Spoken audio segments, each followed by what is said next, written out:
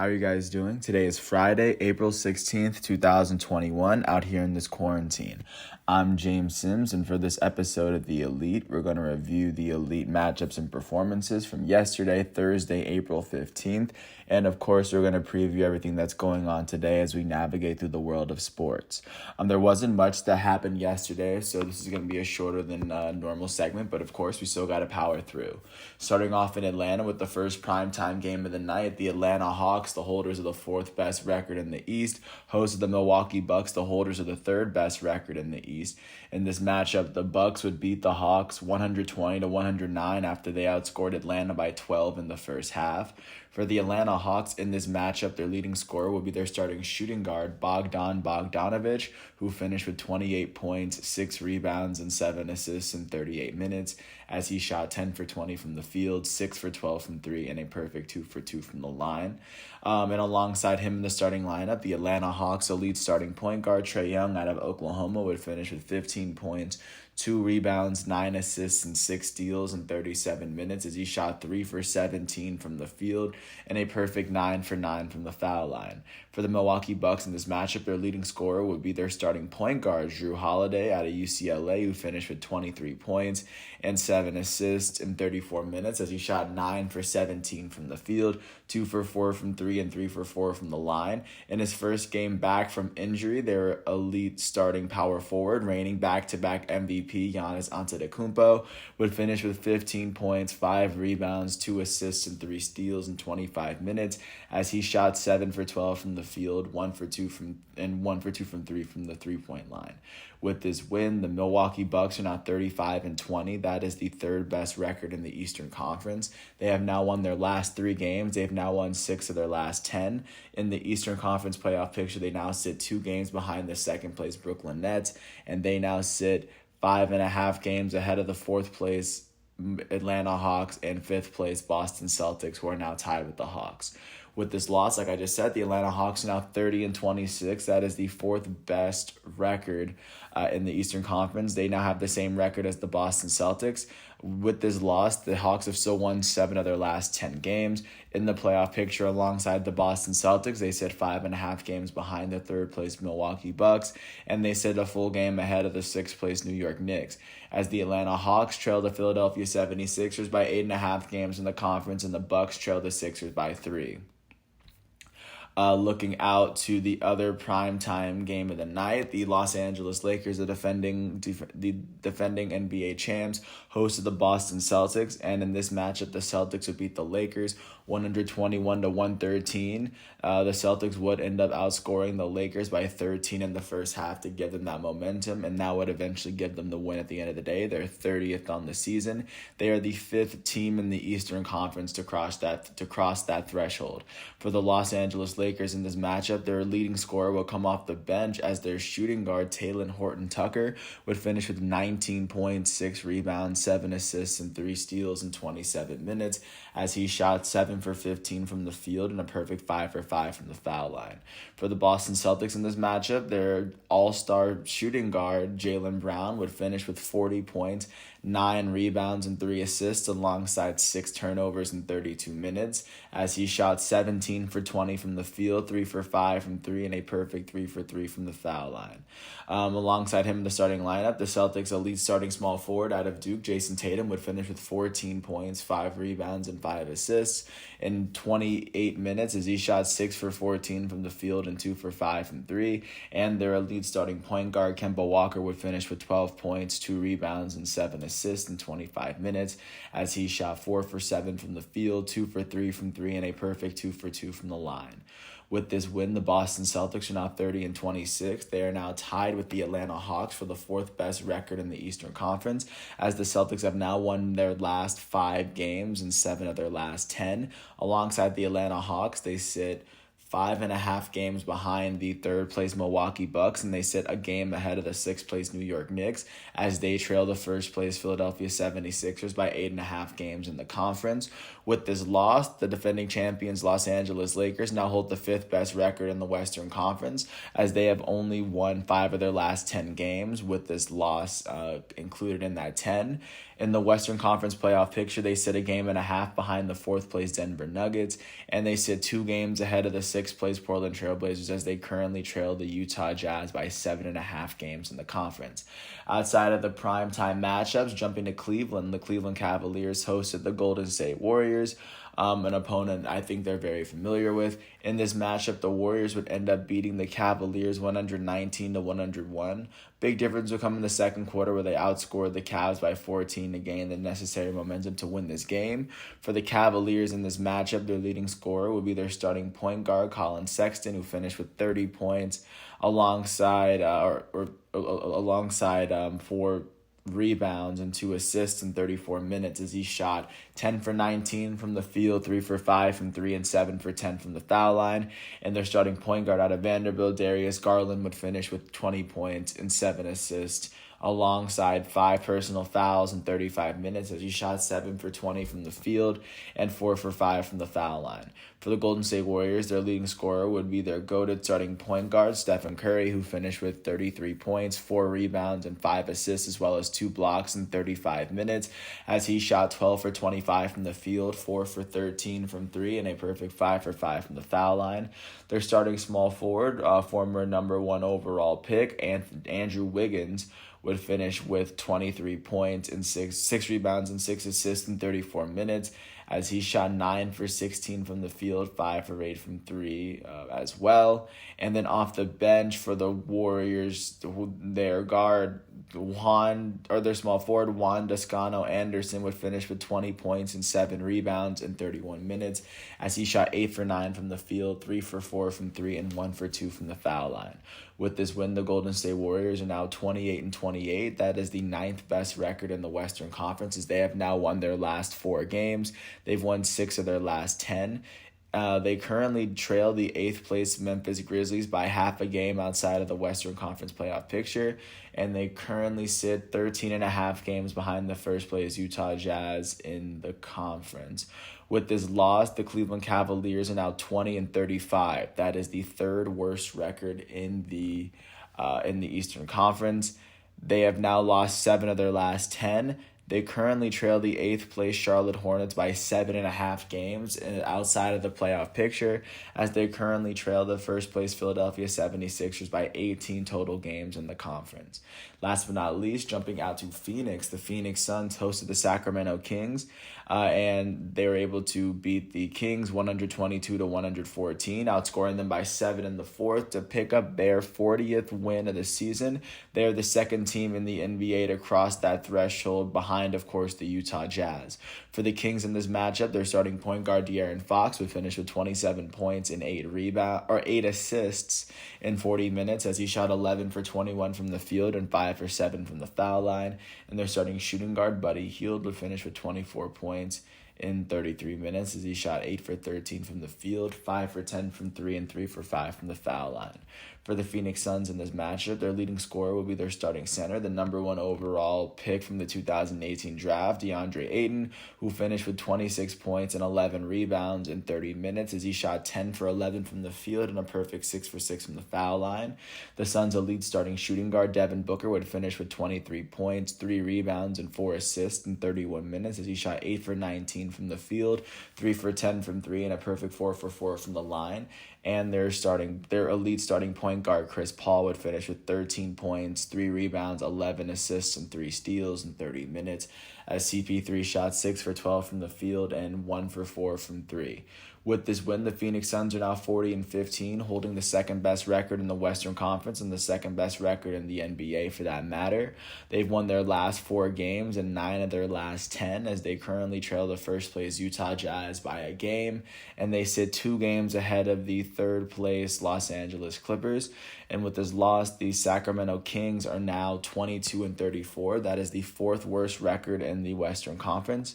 They currently hold the worst losing streak in the NBA as they have now lost their last 9 games. They've lost 9 of their last 10. Of course, that's how a 9-game losing streak works. They currently trail the Memphis Grizzlies by 6.5 games outside of the Western Conference playoff picture, and they currently sit 19.5 games behind the first place Utah Jazz in the conference. With that said, that's what the NBA is looking like leading into today. And of course, because today's Friday, the primetime games will be on NBA TV and ESPN. At 3 o'clock, the Utah Jazz, the current holders of the NBA's best record, will host the Indiana Pacers. That game will be on NBA TV at 3 o'clock. At 7 o'clock, the Philadelphia 76ers, the current holder of the Eastern Conference's best record, are going to host the Los Angeles Clippers, who actually have one more win and one more loss than they do. So they're about even in the NBA picture, but they're sitting third in the West. That game will be on ESPN. And then following that, at 9:30, the Dallas Mavericks will host the New York Knicks as Kristaps Porzingis looks to face off against his former side, and same thing with the players that were traded for Kristaps Porzingis. At 7 o'clock, the Detroit Pistons will host the Oklahoma City Thunder as the Pistons currently hold the worst record in the East. At the same time, the Washington Wizards are going to host the New Orleans Pelicans as Russell Westbrook has been on a crazy triple-double tear as of late. At 7:30, the Brooklyn Nets will host the New Orleans Hornets as Kevin Durant is slowly but surely easing his way back into playoff form. At the same time, the Toronto Raptors are going to host the Orlando Magic. At 8 o'clock, the Chicago Bulls are going to host the Memphis Grizzlies. The Houston Rockets are going to host the Denver Nuggets. The Minnesota Timberwolves, the current holder of the league's worst record, are going to host the Miami Heat, the reigning Eastern Conference champs, at 8 as well. At 8:30, the San Antonio Spurs are going to host the Portland Trail Blazers, and that's virtually everything that's going on within the NBA. Of course, staying within the arena, but shifting the momentum or shifting the focus to the ice. And of course, just a precursor, every team has to stay within their own division to limit travel because of COVID. So just going division by division, starting north of the border, the Toronto Maple Leafs hosted the Winnipeg Jets, and the Winnipeg Jets were able to pull off a 5-2 win to pick up their 27th win of the season. With this win, the Winnipeg Jets now hold the second best record in the North Division as they trail the Toronto Maple Leafs by 3 points in the table. Jumping out to the East Division, the Boston Bruins hosted the New York Islanders and were able to pull off a 4-1 win as Marchand, their center, would finish with 2 goals himself. With their 23rd win on the season, the Boston Bruins now hold the 4th best record in the East Division as they trail the Washington Capitals by 8 points. Speaking of the Capitals hosted the Buffalo Sabres, and the Buffalo Sabres were able to pick up their 11th win of the season, beating the Capitals 5-2, outscoring the Capitals in the second period they would outscore the Capitals output the entire game in the second period. And with their 11th win of the season, the Buffalo Sabres still hold the worst record in the East Division as they sit 31 whole points behind the Washington Capitals at the moment. Jumping out to New York, the Rangers hosted the New Jersey Devils and were able to pull off a 4-0 win after 3 of their goals were scored in the first period. With their 21st win of the season, the New York Rangers now hold the 5th best record in the division as they trail the Washington Capitals by 12 points. And then jumping out to the Central, jumping out to the last game out East, the Pittsburgh Penguins hosted the Philadelphia Flyers, and the Flyers were able to pull up a 2-1 win in a shootout. And with their 20th win of the season, the Flyers now hold the 6th best record in the East as they now trail the Washington Capitals by 14. Now, with further ado, jumping out to the Central, just to check out what's going on out there, the Carolina Hurricanes hosted the Nashville Predators, and the Hurricanes beat the Predators 4-1 to pick up their 28th win of the season. With this win, they currently sit on top of the Central Division alongside the Tampa Bay Lightning, but the Hurricanes have played one less game, which actually gives them the leg up in this case, so they are sitting number 1. Speaking of the Lightning hosted the Florida Panthers, and they now are... After a 3-2 overtime win, they were able to pick up their 29th win of the season. And with one more game played, they are tied with the Hurricanes in terms of points played. Jumping out to Detroit, the Detroit Red Wings hosted the Chicago Blackhawks and were able to pick up a 4-1 win after scoring 3 goals in the second period. With their 16th win of the season, the Detroit Red Wings are still sitting at the bottom of the totem pole as they currently trail the Carolina Hurricanes by 22 total points in the table. Last but not least, jumping out to Dallas, the Stars hosted the Columbus Blue Jackets, pulling off a 4-1 win as Gurianov, their right winger, was able to score 2 goals and log an assist himself. With their 16th win of the season, the Dallas Stars now hold the sixth best record in the Central Division as they trail the Hurricanes and Lightning by 16 total points in the table. I'm looking forward to what's going on with today's hockey matches, starting with the primetime ones at 6 o'clock. The Montreal Canadiens will host the Calgary Flames on ESPN+. At 9 o'clock on ESPN+, the Colorado Avalanche will host the LA Kings. And outside of the primetime matches, it looks as though the Boston Bruins will host the New York Islanders at 7 o'clock. The Minnesota Wild will host the San Jose Sharks at 8. And the Anaheim Ducks will host the Golden Knights at 10. So that's everything that's going on with the NHL. Staying within the United States, but jumping out to baseball just to get a sense of what's going on the diamond.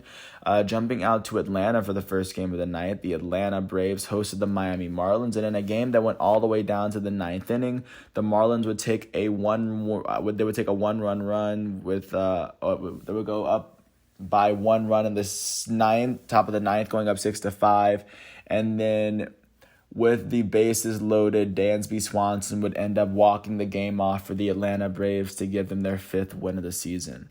For the Miami Marlins, the start would end up going to Trevor Rogers, who would allow 2 earned runs in 3 hits and 5 innings pitched as he struck out 7 batters. The loss would have been, and the blown save would go to Dylan Floro, and with this loss, he's now 0-1 on the season as he gave up 2 earned runs and 0.1 innings pitched. Their center fielder, Corey Dickerson, would go 2 for 4 as he finished with an RBI on the day. Starling Marte, their center fielder, would hit his first home run of the season as well, as Dickerson was the only player to log more than 1 hit on the day. For Atlanta, the starter was their young pitcher Ian Anderson, who allowed 3 earned runs and 6 hits and 5 innings pitched as he struck out 6 batters on the day. He got the no decision, as the win would of course go to AJ Minter, their relief pitcher, as he actually blew his second save of the season, but with this win, he is now 1-0 this season. In the batting lineup, their elite right fielder Ronald Acuna Jr. would go 2 for 5 with 2 RBIs and 2 runs. He now has 7 home runs on the season. Their elite first baseman, reigning National League MVP Freddie Freeman, would go 0 for 3 as he walked twice. Their elite left fielder Marcell Ozuna would go 0 for 4 as he struck out. Their elite second baseman, Ozzie Albies, would go 0 for 4 as he finished with a walk and an RBI, and he struck out twice. Their shortstop, Dansby Swanson, would be the only player that logged more than 2 as he finished with 3 for 4 with an RBI for himself. And then Pablo Sandoval was able to hit his 3rd home run from relief. He now has and he had a 3-run shot. He now has 7 RBIs on the season. With this win, the Atlanta Braves are now 5-8. That is the 4th best record in the NL East, as they currently trailed the New York Mets by 2.5 games in the division. With this loss, the Miami Marlins sit right ahead of them. They are 5-7. They hold the 3rd best record in the NL East, as they currently trail the New York Mets by 2 games. Jumping out to Pittsburgh, the Pittsburgh Pirates hosted the San Diego Padres, and after the Padres scored 6 of their 8 runs in the first 2 innings, they would pull away with their 9th win of the season. For the Pittsburgh Pirates in this matchup, their first baseman Colin Moran would go 2 for 4 with a run himself. For the San Diego Padres, the win would go to Chris Paddock, who would allow 1 earned run and 3 runs and 5 innings pitched as he struck out 4 batters on the day. With this win, he is now 1-1 as a pitcher, and the save would go to Craig Stammen, who pitched 3 innings and allowed not a single run. For the Padres lineup, their center fielder Trent Grisham would go 2 for 5 with 2 runs. Their left fielder Jurickson Profar would go 2 for 4 with 2 runs. Their second baseman Jake Cronenworth would end up going 2 for 2 with 2 walks, with 2 RBIs and 2 runs for himself as he finished with 2 doubles. Their first baseman Eric Hosmer would go 2 for 5 with 2 RBIs and a run. Their elite third baseman Manny Machado would hit his 3rd home run of the season as he went 1 for 3 with 3 RBIs and a run. With this win, the San Diego Padres are now 9-5. That is that is currently the 3rd best record in the NL West, as they currently trail the Los Angeles Dodgers by 2.5 games alongside the San Francisco Giants. With this loss, the Pittsburgh Pirates currently hold the worst record in the NL Central. They are now 5-8 as they trail the Milwaukee Brewers and the Cincinnati Reds by 2.5 games in the table. Jumping out to Baltimore, there was a doubleheader out there, and the Mariners were actually able to win both games. In the first game, Baltimore would take a 2-0 lead, but then the Mariners would take a late win to pick up their win. For Baltimore in the first matchup, the only player that would log RBIs would be their first baseman, Trey Mancini. He went 1 for 3 with 2 RBIs and a run. He hit his third home run of the season in this matchup. And then for Seattle, the win would go to their starting pitcher, Marco Gonzalez. Marco Gonzalez would end up pitching 5 innings as he allowed 2 earned runs, and he struck out 5 batters. And the save would go to Graveman, his second of the season. And their right fielder, Mitch Haniger, would go 1 for 4 with 2 RBIs and a run as he hit his third home run of the season, which would be one of the crucial hits. And their shortstop, J.P. Crawford, would end up going 1 for 3 with 2 RBIs himself. So this would be their 7th win of the season, and this would transition into their second game, where, of course, both teams scored a run in the third, and it would come down to the 5th inning, where it would be a home run from Mitch Haniger, his second of the day, that would give the Mariners their 8th win of the season. For the Baltimore Orioles, in this matchup, the loss would go to their starting pitcher, Bruce Zimmerman, who allowed 2 earned runs in 5 innings pitched as he struck out 2 batters. With this loss, he is now 1-1 as a starting pitcher, and no one on the Orioles was able to log more than 1 hit, but their shortstop, Freddie Galvis, would end up logging the only RBI of the day as he hit his first home run of the season in the 3rd inning. For Seattle, the win would go to their starting pitcher, Justin Dunn, who allowed 1 earned run and 2 hits in 5 innings pitched as he struck out 6 on the day. Their right fielder, Mitch Haniger, in the second game would go 2 for 4 with an RBI and a run. And then to add on to what he did before, that's 3 hits for him. That's 3 RBIs and 3 runs, that's 2 runs for him. But nonetheless, with this win, the Seattle Mariners are now 8-5. That is currently the best record in the American League West, as they sit half a game ahead of the Los Angeles Angels. And with this loss, the Baltimore Orioles are tied with the Tampa Bay Rays for the worst record in the AL East, as they trail the Boston Red Sox by 4 games in the division. Jumping out to Minneapolis, the Minnesota Twins hosted the Boston Red Sox, and in a game they'll go all the way down to the bottom of the 9th, forced by a big 3-run 8th. It would be a Max Kepler single that would give the Twins their 6th win of the season. For Boston, Garrett Richards would get the start. He allowed no earned runs, but 2 runs were scored on his watch in 5 innings as he struck out 4 batters. Their left fielder, Alex Verdugo, will go 1 for 4 with 3 RBIs himself, as he was the only player to really log RBIs for the Red Sox. And for the Minnesota Twins, the start and the eventual no decision would end up going to Michael Pineda, who allowed no earned runs in 2 innings pitched and only allowed 2 hits in 7 innings pitched, as he struck out 6 batters on the day. Their left fielder, Luis Arias, would go 4 for 5 with 2 RBIs and a run. Miguel Sano, their first baseman, hit his 2nd home run of the season as he went 1 for 1 with 2 walks, an RBI, and a run. With this win, the Minnesota Twins are now 6-7. They are now tied with the Detroit Tigers and the Chicago White Sox for the worst record in the American League Central. And with this loss, the Boston Red Sox are now 9-4. That is still the best record in the American League East by 3 games ahead of the 2nd place Toronto Blue Jays. Jumping out to Chicago, the Chicago White Sox hosted the Cleveland Indians, and the Indians were able to pull off a 4-2 win as Aaron Savali picked up his 3rd win as a starter. For Chicago, the loss will go to their starting pitcher, Lance Lynn, the former Texas Rangers ace, who allowed 2 earned runs in 6 innings pitched as he struck out 10 batters. Their shortstop, Tim Anderson, would go 2 for 5 with a run for himself. Their elite first baseman, reigning American League MVP, Jose Abreu, would go 0 for 3 with a walk. And their catcher, Luis Robert, would go 2 for 3 with a run for himself. For Cleveland, the win would go, of course, to Aaron Savali, their starting pitcher, who would allow only 1 earned run and 5 hits in 6 innings pitched as he struck out 4 batters. The save would, of course, go to Emmanuel Clase, and that would be his 3rd on the season. And within their lineup, their second baseman, Cesar Hernandez, would go 2 for 4 with a run. Their third baseman, Jose Ramirez, was 1 for 4 with 2 RBIs and a run as he hit his 3rd home run of the season. With this win, the Cleveland Indians are now 7-5. That is the second best record in the American League Central, as they currently trail the Royals by half a game. And with this loss, the Chicago White Sox are now 6-7, as they are tied with the Twins and the Tigers for the worst record in the AL Central currently at the moment. Jumping out to D.C., the Washington Nationals hosted the Arizona Diamondbacks, and the Diamondbacks would end up scoring 10 runs in the first 2 innings and win the game 11-6 to pick up their 5th win of the season. For the Nationals, the start would go to Patrick Corbin, who would allow 9 earned runs and 10 total runs in 2 innings pitched, as he only struck out 1 batter on the day. Not his best start. His ERA is currently at 21.32. Right now, but also in the lineup, their shortstop Trey Turner would go 2 for 5. Their elite right fielder Juan Soto would go 2 for 5 with a run for himself. Their first baseman Josh Bell went 1 for 4 with 2 RBIs and a run.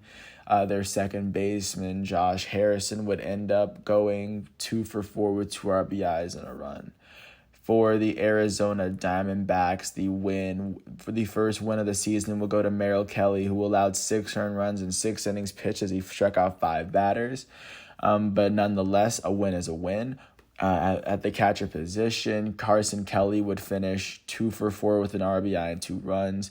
Their third baseman, Eduardo Escobar, would end up going 2 for 5 with an RBI and 2 runs. And then their right fielder, who is Pavin Smith, would end up going 1 for 3 with 2 RBIs and 2 runs with 2 walks on the day. With this win, the Arizona Diamondbacks are now 5-8. That is currently the 4th best record in the NL West, as they currently trail the defending champions Los Angeles Dodgers by 6 total games in the division. And with this loss, the Washington Nationals are now 3-7. That is the worst record in the NL East, as they currently trail the New York Mets by 3 games.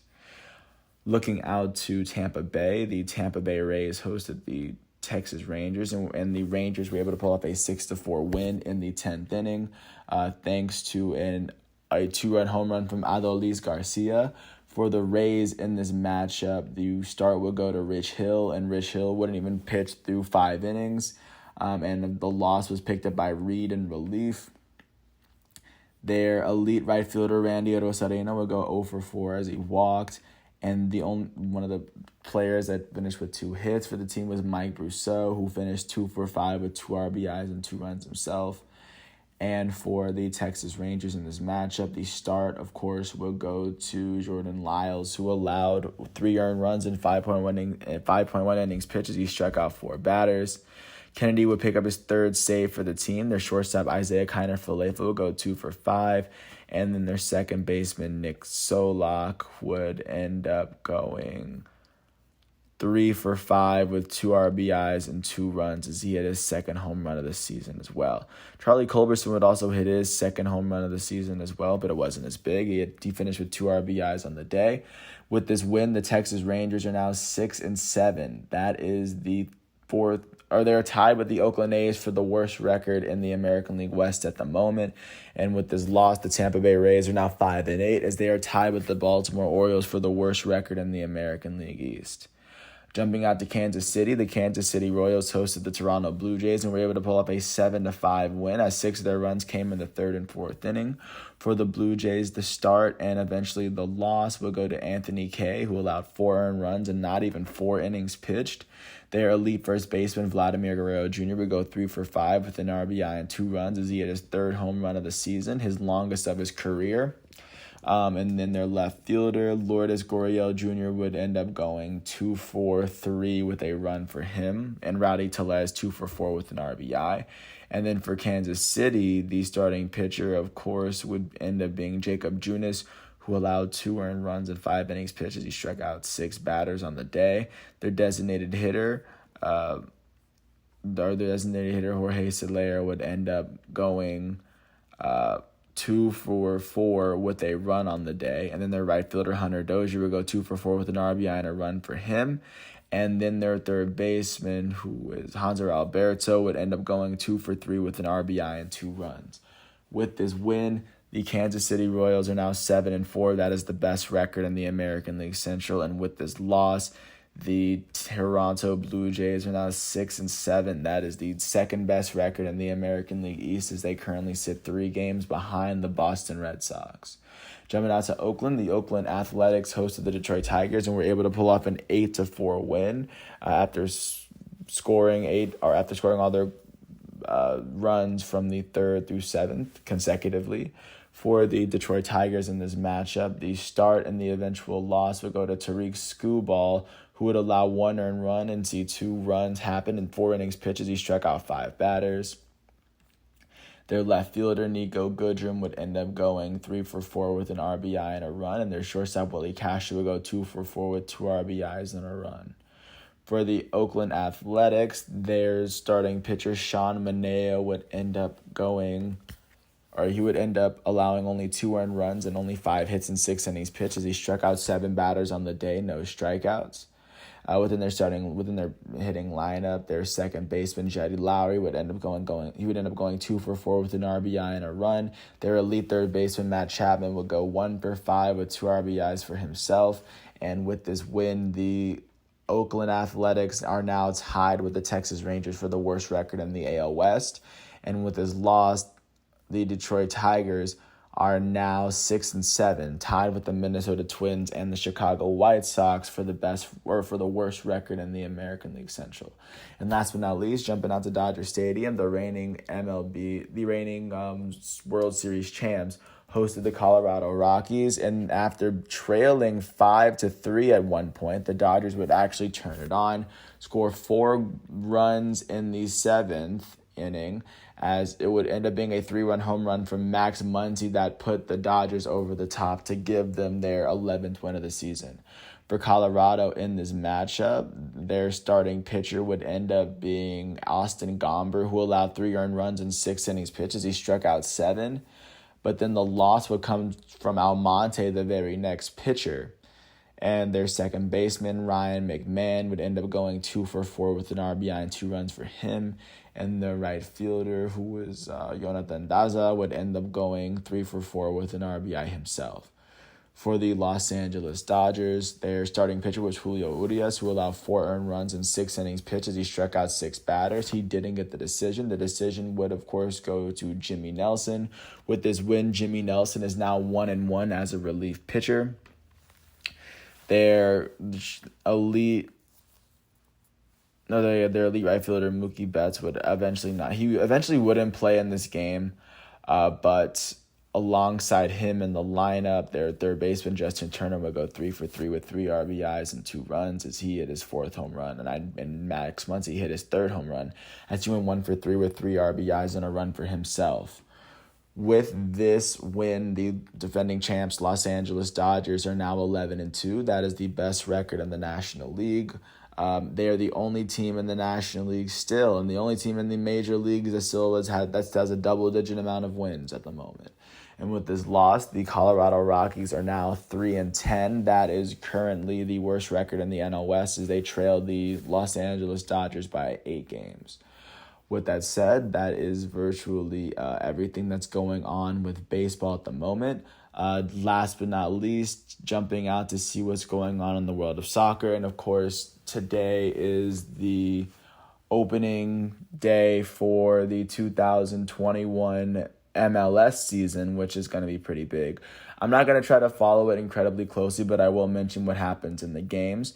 But starting off in Major League, it looks as though Houston Dynamo is going to host San Jose, and Seattle Sounders are going to host Minnesota United.